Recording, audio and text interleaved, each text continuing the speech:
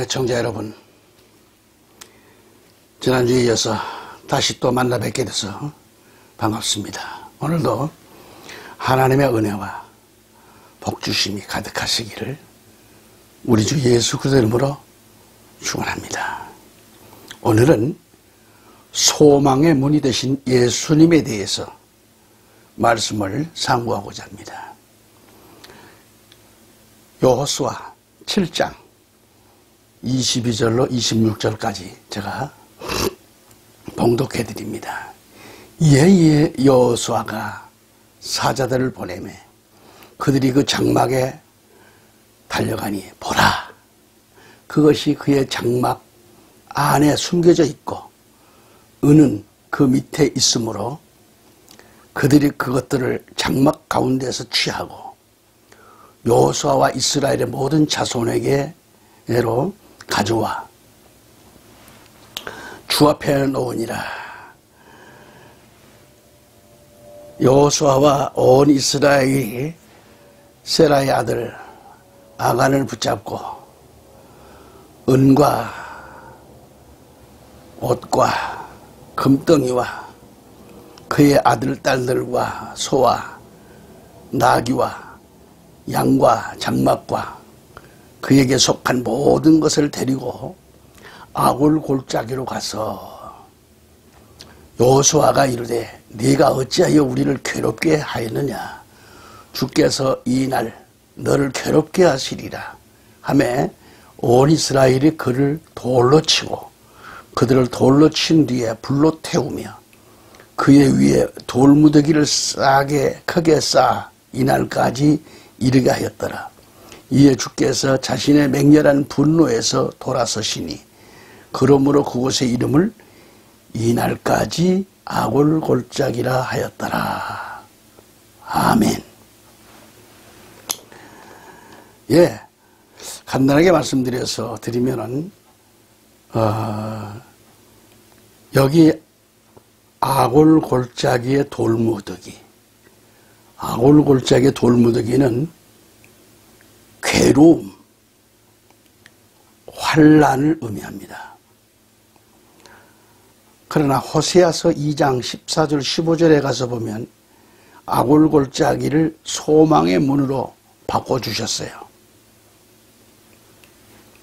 괴로움과 환난을 소망의 문으로 바꿔주신 거죠. 특히 예수님께서 부활하시고 온 인류에게 영원한 소망이 되어주셨습니다. 이제 우리 예수님을 사모하고 섬기는 믿음 안에서 성경 곳곳을 몇 가지로 설명한다면 성경 말씀을 우리 아래 성경 말씀 그 깊은 뜻만 말씀드리려고 합니다. 말씀을 드리더라도 깊은 뜻. 애청자 여러분, 혹 성경책을 갖고 계신다고 하면 노트하시면서 애청하시기를 기대합니다. 첫째로 열왕기상 5장 13절 18절까지 쭉 보시면 크고 귀한 돌, 여기서 크고 귀한 돌은 뭘까? 크고 귀한 돌, 돌은 예수 그리스도를 가리키죠. 예수님. 두 번째로 로마서 9장 33절을 보시면은 부딪히는 돌이 나와요. 이 부딪히는 돌도 역시 예수님. 셋째로 베드로전서 2장 4절 말씀을 보시면 보배로운 산돌이 나와요. 보배로운 산돌. 역시 산돌. 예수님이죠. 그 다음에 네 번째로 시편 118편 22, 23절에서 모퉁이의 머릿돌이 나와요. 모퉁이의 머릿돌 역시 예수님. 다섯째로 다니엘서 2장 34절로 35절에 공중에 뜨인 돌이 나와요. 공중에 뜨인 돌. 공중에 뜨여 있는 돌, 뜨인 돌이 있는데 이것은 심판의 주, 심판주 하나님을 가리킵니다. 그 다음에 여섯째로 계시록 2장 17절 18절에 이긴 자에게 주는 흰 돌이 나와요. 그 흰 돌이 뭐예요? 예수님. 이 외에도 성경에서 돌에 대한 말씀들을 찾아보면 참 깊이가 있고 그 말씀의 의미가 굉장히 은혜롭습니다. 그러나 성경에 치라는 돌과 치지 않아야 할 돌이 있습니다. 출애굽기 17장 6절에 나오는 돌은 모세가 쳐야 되죠. 여기 매를 맞는 돌은 두드리니까 물이 터져나와요. 반석을 쳤더니 이 돌은, 반석은, 매를 맞는 돌은 인성 예수님을 가리키죠. 우리 주님이 이 땅에 오셔서 초림의 예수를 가리킵니다. 이 땅에 오셔서 십자가에 못 박이시고 이 땅에 오신 초림 예수는 매를 맞으러 오셨고요. 그래서 쳐야 합니다. 죽으러 오신 예수님을 가리키잖아요. 그러나 민수기 20장 8절로 13절 내용을 가서 보면 이 반석은 치면 안 돼요. 치면 안 되는 돌이에요. 치면 안 되는 반석. 그래서 여기 반석은 셀라인데, 셀라인데 높은 반석, 셀라, 높은 반석을 의미하죠. 공주에 뜨인 돌, 말로 명하는 반석을 모세는 치워버립니다. 여기서 이 반석은 재림하실 예수님, 재림 예수를 뜻하는 거지요. 성경을 읽어보면 그 깊이가 너무 큽니다. 그리고 부활하신 예수, 재림 예수를 의미합니다. 높은 데 뜨인 돌 반석은 말씀으로 명하면 되는 반석을, 말씀만 해도 되는 반석을 모세는 출애굽 반석처럼 또 치면 되는 줄 알고 내리친 거죠. 민수기의 이 반석은 공중에 재림하시는 예수님을 가리키는 거죠. 모세는 이 일로 가나안 복지를 눈앞에 두고도, 눈앞에 보고도 못 들어갔잖아요. 이 얼마나 아픔입니까? 신명기 34장 1절로 8절을 함께 읽어봅니다. 1절로부터 8절까지요.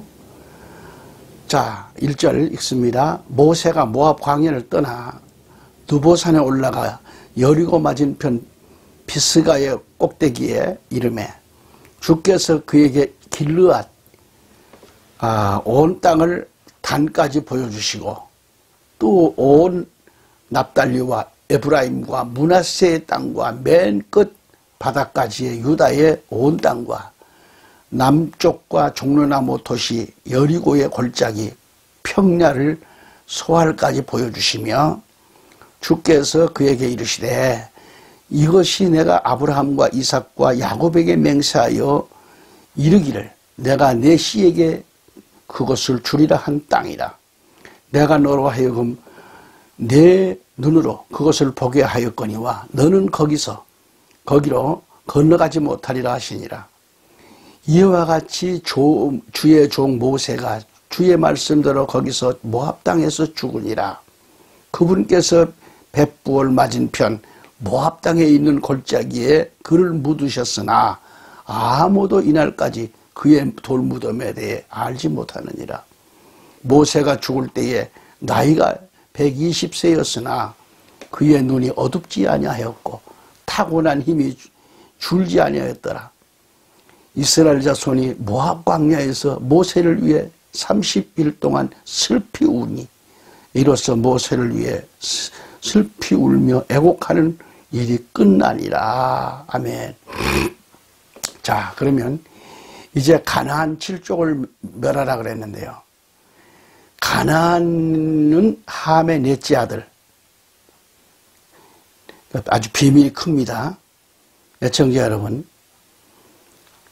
오늘 자신의 마음에서 쫓아내야 할 것들이 무엇일까요?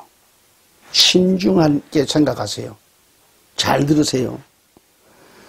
내면에, 내 속에 있는 7가지를 쫓아내야 되는데 이걸 가리켜서 가나안 7족이라는죠. 가나안 7족을 쫓아내지 아니하면 안 되는 거예요. 이것들을 먼저 해결해야만 돼요. 잘못하면 7 귀신 들어간 그런 막달라 마리아처럼 되고 맙니다. 마태복음 15장 19절로 20절에서 7 종류가 나옵니다. 이것들을 쫓아내야 되는 거예요. 마음에서 악한 생각, 살인, 간음, 음행, 도적질, 거짓 증언, 신성모독이 나오는데 이것들이 사람을 더럽게 하고 신앙생활이 더러워지는 거죠. 이것들을 쫓아내고 진리의 말씀으로 소독시켜야 돼요. 말씀 진리로 깨끗이 씻어내야 돼. 깨끗해야 되는 거예요. 아멘. 히브리서 9장 28절의 마지막 때 우리 예수님은 의인, 알곡을 말해요. 알곡 신부 찾아요. 의인을 부르러 오신다고 했어요. 이와 같이 그리스도께서도 많은 사람의 죄들을 담당하시려고 단 한 번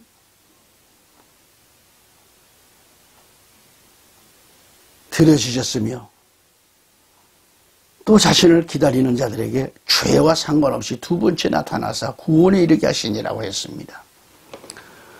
요한복음 3장 5절에도 예수님께서 대답하시되 진실로 내가 네게 이르노니 사람이 물에서 나고 성령에게서 나지 아니하면 하나님의 나라에 들어갈 수 없느니라 그래요. 잘 들으셔야 돼요. 진실로 진실로 내가 네게 이르노니 사람이 물에서 나고 성령에게서 나지 아니하면 하나님의 나라에 들어갈 수 없다. 우리 성경에는 내가 물과 성령을 거듭나지 아니하면 말이죠. 하나님 나라에 들어갈 수 없다 그랬죠. 다시 말하면 사람이 물과 성령으로 나지 않으면 안 된다 이거예요. 물과 성령으로 거듭난 자라야 하나님 나라에 들어간다 그래요. 애청자 여러분, 아직까지 신앙생활의 초보에서 머물짓지 말고 초보에서 벗어나야 됩니다.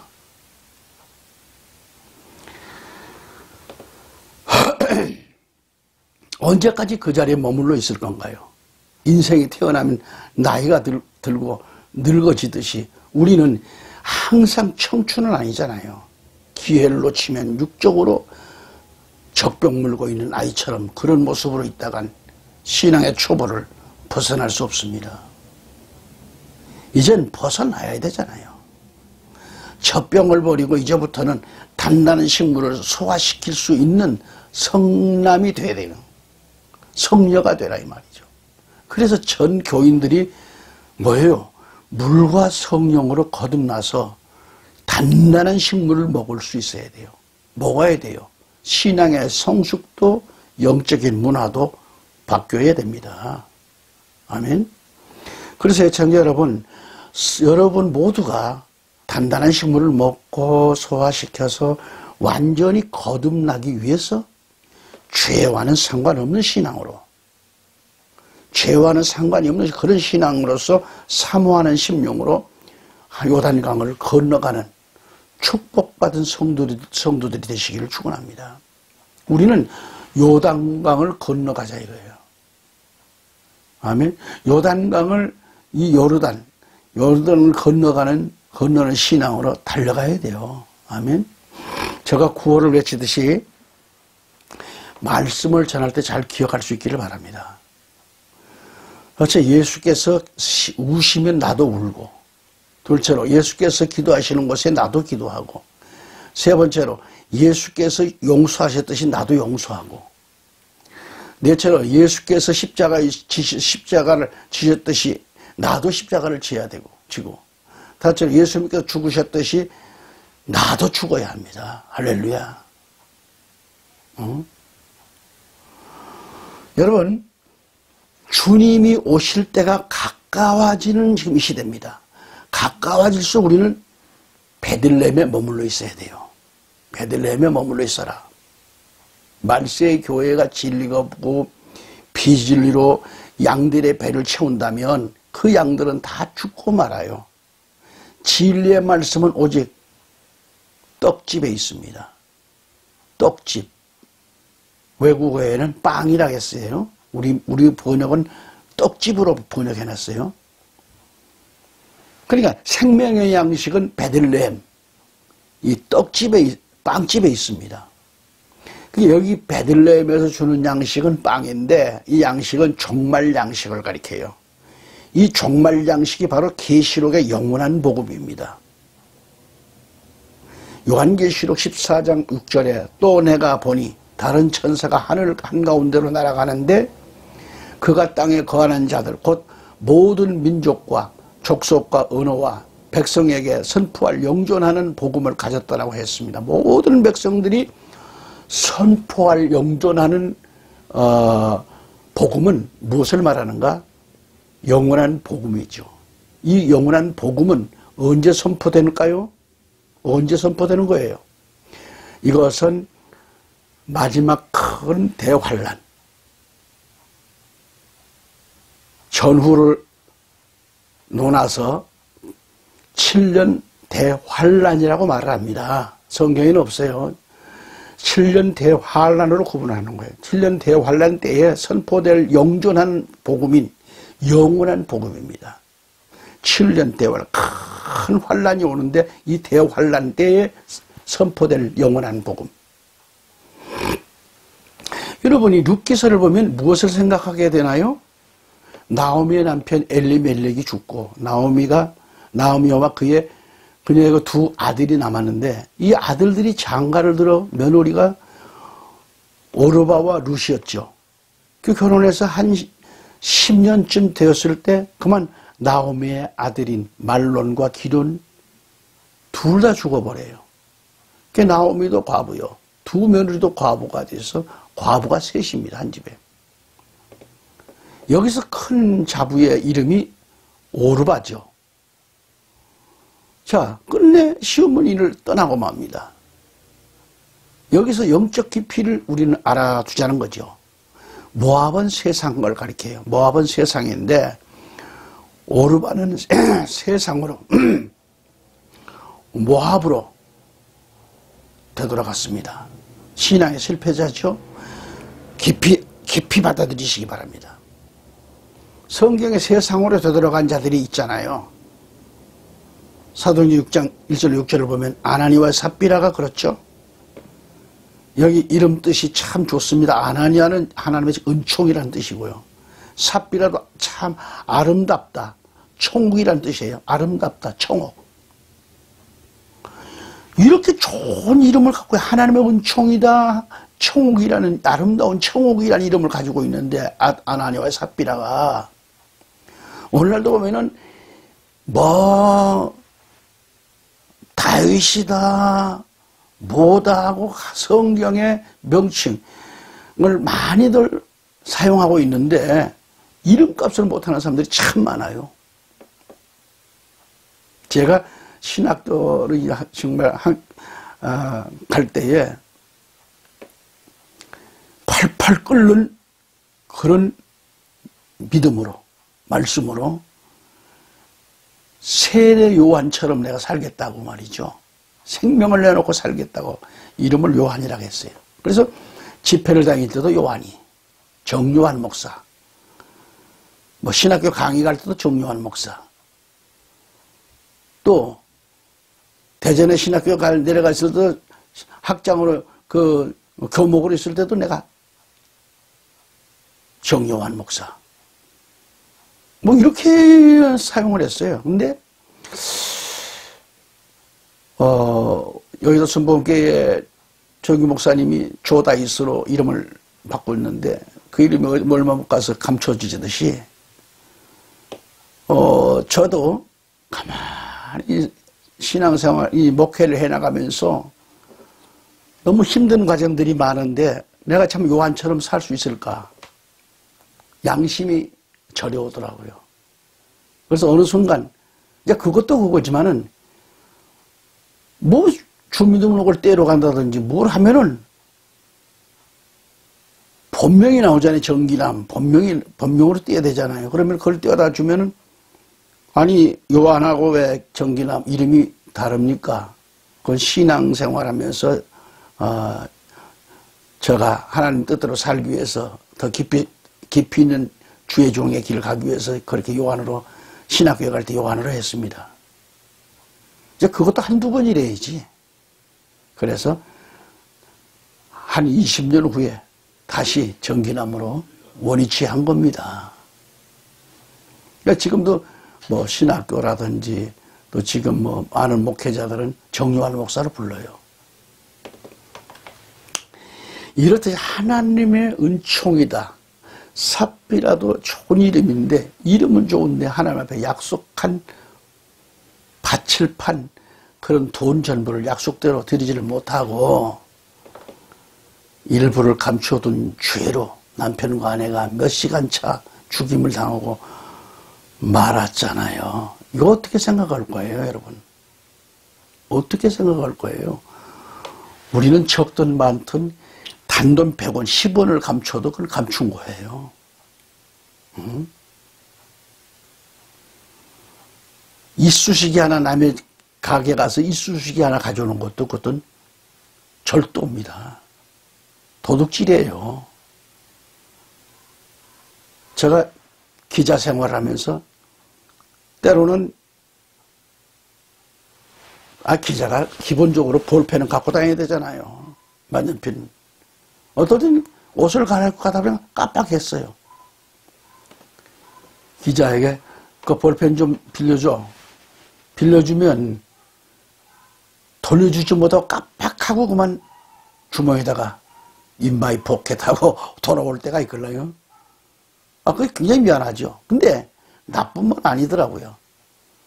우리 목사님들을 만나도 정 목사 볼펜 좀 빌려줘. 빌려주면 거기서 끝나는 거예요. 그게 사소한 것 같지만은 하나님 앞에는 양심이 찔려야 돼요. 응? 우리는 그냥 아무것도 아닌 것처럼 생각하는데 아무것도 아닌 게 아니라 기회예요. 응?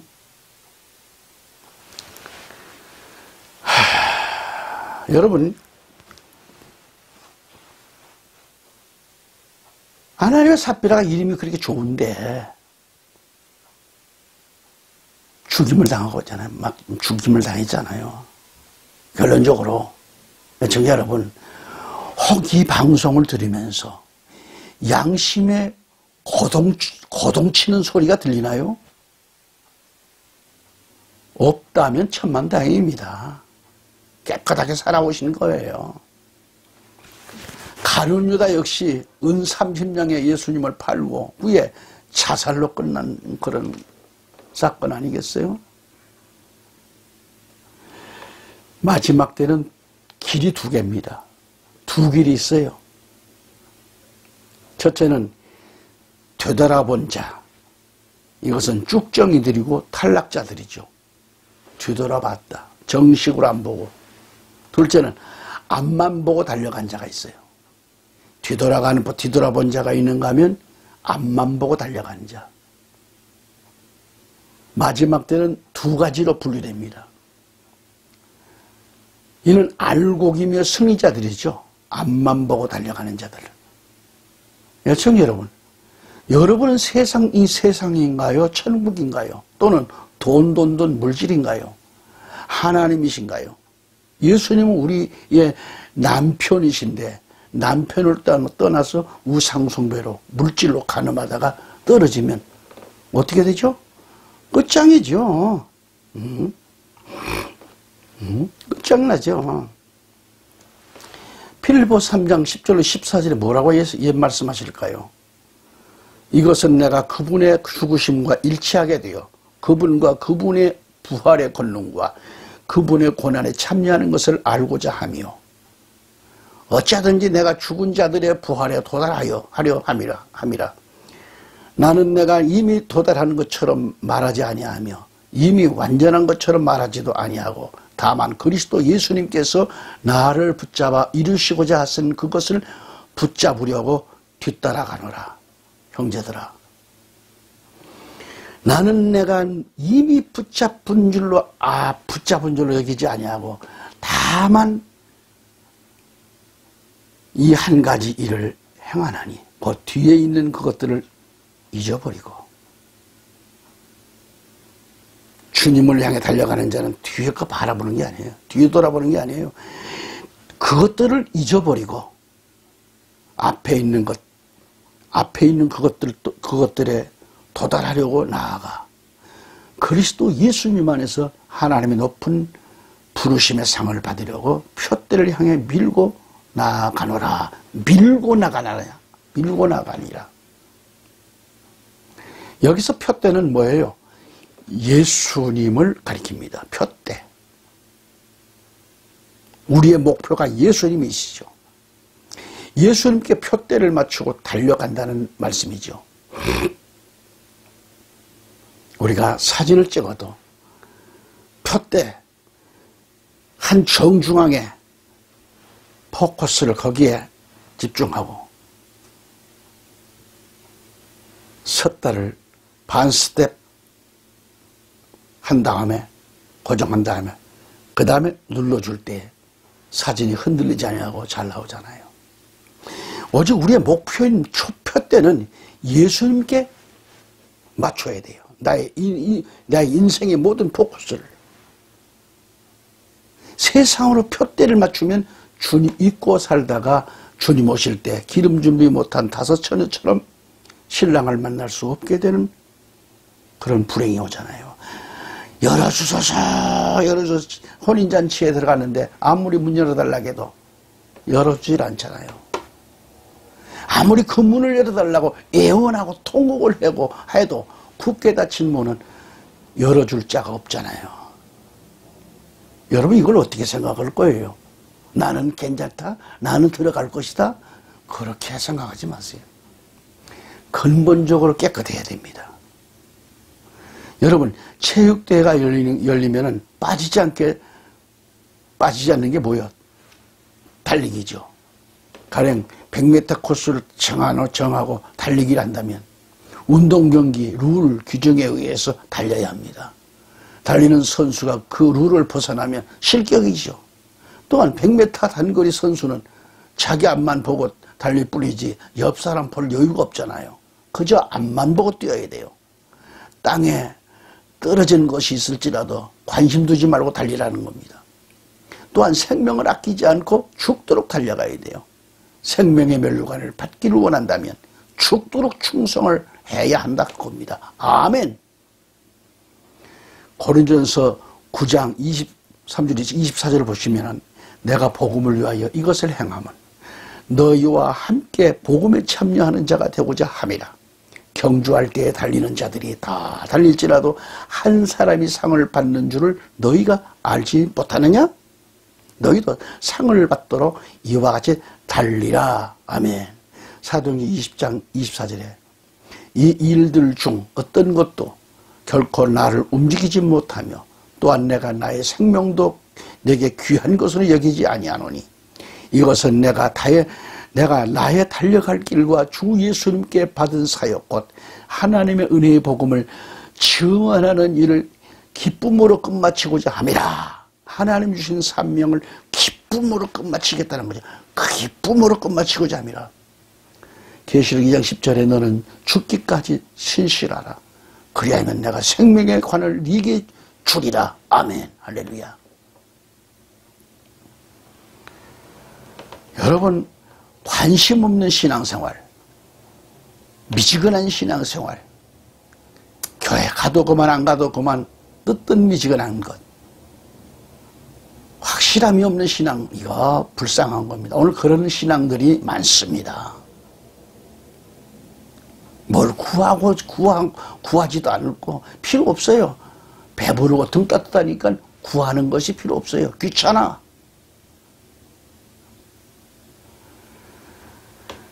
여러분 우리는 또 달려가면서 하는 일이 뭘까요? 달려가기만 해서 끝나는 게 아니에요. 우리가 달려가면서 하는 일이 있어요. 말씀 먹는 것 잊지 말 것. 말씀을 읽는 것을 잊지 말아야 돼요. 여러분 하박국서 2장 2절로 3절을 말씀 보면 주께서 내게 응답하여 이르시되 그 환상 계시를 기록하고 판들 위에 분명하게 그것을 새겨서 그것을 읽는 자가 다름질치게 하라. 그것을 읽는 자가 다름질치게 하라는 거예요. 그 환상 계시는 여전히 정한 때를 위한 것이나 그 끝에 이르러서는 그것이 말할 것이요 거짓말하지 아니하리라. 비록 그것이 더딜지라도 그것을 기다리라. 그것이 반드시 옳더이므로 그것이 지체하지 아니하리라. 아멘. 그러니까 그 환상 계시, 즉 묵시를 가리키는 건데, 달려가는 자는 어떤 유혹도 용납하지 않고 계시를 먹으면서 달려가야 된다, 그런 얘기예요. 예수님께서 전하신 복음은 바로 우리가 전할 복음입니다. 요한복음 14장 6절 말씀에 예수님께서 그에게 이르시되 내가 곧 길이요 진리요 생명이니 나를 통하지 않고는 아무도 아버지께 오지 못하느니라, 그렇게 말씀했어요. 사도행전 4장 12절에 다른 이로서는 구원을 받을 수 없나니 천하 사람 중에 구원을 받을 만한 다른 이름을 우리에게 주신 일이 없음이라 하였다라 그래요. 예수님 외에는 그 어떤 이름으로 구원받을 만한 이름이 이 땅에 허락하신 일이 없으십니다. 구원의 길은 오직 예수, 오직 예수, 예수님 이름밖에 없다 이거예요. 그러니까 믿는 거, 믿음은 모든 사람들의 것이 아니죠. 그렇다면 누구의 것이냐? 믿음이라는 건 오직 믿음으로, 오직 믿음은 다름질하는 자의 것이다. 말씀의 선자의 것. 데살로니가후서 3장 1절 5절 끝으로 형제들아 우리를 위해 기도하되 주의 말씀이 너희에게서와 같이 자유로운 행로를 가져 영광스럽게 되고 또 우리가 부당하고 사악한 자들에게서 건져지도록 기도하라. 모든 사람이 믿음을 갖고 있지는 아니하니라. 그러나 주께서는 신실하사 너희를 굳게 세우시며 악으로부터 너희를 지키시리라. 악으로부터 너희를 지키시리라. 너희에 관하여는 우리가 너희에게 명령하는 것들을 너희가 행하고 또 앞으로 행할 줄을 우리가 주 안에서 확신하노니 주께서 너희 마음을 인도하사 하나님을 사랑하게 하시고 또 인내하며 그리스도를 기다리게 하기를 원하노라. 아멘. 애청자 여러분, 말씀에 의해서 회개해야 합니다. 하나님의 말씀이 송이꿀처럼 단 자들에게 더 많은 말씀과 더 큰 믿음으로 성장하게 하십니다. 큰 사람으로 성장시켜 쓰시는 거죠. 말씀이 없으면 그 신앙은 점점 악화되고 타락하게 되는 거죠. 말씀이 없으면 그때부터 내 안에 성령은 안 계시고 육이 대장이 돼가지고 인본주의 신앙으로 떨어지고 마는 겁니다. 그렇게 되면 교회에서 봉사하는 것도 힘이 들고 기쁨도 없고 무슨 일에 있어서도 그냥 왠지 불안하고 짜증도 나고 그래요. 하지만 전적으로 하나님만을 의지하는 성도는 하나님이 붙들어 주십니다. 하나님이 붙들어 주시면 힘이 들지 않는다는 것. 할렐루야. 또한 달려가는 신앙은 곤비치 않는다 그랬어요. 달려가는 신앙, 하나님을 열심히 믿음으로 기도 생활을 하고 열심히 부지런하게 향하는 자는 피곤함이 없어요. 곤비치 않는다 그랬어요. 여호와를 앙망하는 자는 새 힘을 얻는다고 했잖아요. 이사야 40장 31절에 오직 주를 우러러 바라는 자들은 자기 힘을 회복하리니 그들은 독수리같이 날개치며 올라갈 것이요 달려가도 피곤하지 아니하고 걸어가도 기진하지 아니하리로다. 아멘. 여호와 우리 주님을 우러러 바라는 자들은 힘이 회복되고 달려도 걸어도 피곤하지 않고 기진하지 않는다고 하셨습니다. 아멘. 육이 아무리 피곤하고 지쳐도 성령을 받으면 영이 충만하면 만사가 형통합니다. 아멘. 성령으로 충만하면 새 힘이 솟아요. 자기 힘을 회복하리니 그랬어요. 아멘. 우리의 소망은 오직 주님 한 분밖에 없습니다. 아무리 힘들고 어려워도 핍박과 고통이 나를 억누른다 해도 분명코 그것은 잠깐 있다가 지나갈 안개와 같을 것이라며 내일의 열매로 나타나게 된다고 했습니다. 아멘. 그 다음에 우리는 뭘 생각합니까? 우리의 신앙생활은 달리기 시합과도 같다 그랬어요. 달리기 시합과도. 요한복음 20장 2절로 3절에서 이에 달려가서 시몬 베드로와 예수님께서 사랑하신 다른 제자에게 나아가 그들에게 이르시되 그들이 주를 돌무덤에서 옮겨다가 어디 두었는지 우리가 알지 못하노라 하시니라. 그러므로 베드로와 그 다른 제자가 나아가 돌무덤으로 가니라. 그래서 돌무덤으로 가니라. 예수님께서 부활하시자 베드로와 그 다른 제자가 돌무덤으로 달려갔습니다. 물론 마리아에 의해서 소식을 듣고 달려갔지요. 베드로는 은혜 시대에 성령 받고 3,000명, 5,000명을 회개시킨 자입니다. 성경에 따라 사라, 리브가, 라헬, 해를 옷 입은 여자는 다 교회를 말합니다. 마지막 여자, 마지막 교회는 달려가야 합니다. 요한이 달리기 위해서 이깁니다. 삭개오도 달려갑니다. 베드로도 달리기를 잘했습니다. 영존하시는 영원한 복음 받으려고 달려갑니다. 전설에 의하면 삭개오는 로마에 가서 다시 세금을 거두오라고 할 때 이를 거절하자 비참하게 순교했다는 얘기가 있습니다. 애청자 여러분, 감사합니다. 애청해 주셔서 감사합니다. 다음 시간 다시 뵙기를 바라겠습니다. 평안하세요. 오늘도 하나님 안에서 승리하세요. 주의 이름으로 사랑하고 감사합니다.